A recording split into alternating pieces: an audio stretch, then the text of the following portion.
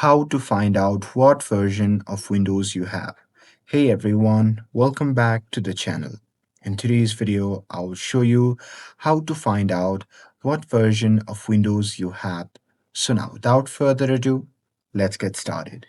So here, first thing first, go to the bottom and there you simply have to click on the Windows search bar. And now here you simply have to type in settings and simply click on the settings to open it.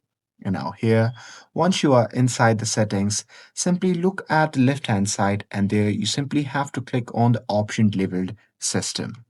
And now here, once you are inside the system, then you simply have to scroll down to the bottom and there you simply have to click on about section or option. And now here, you can simply scroll down to the Windows specification section and here you'll see your edition of your Windows version and OS build.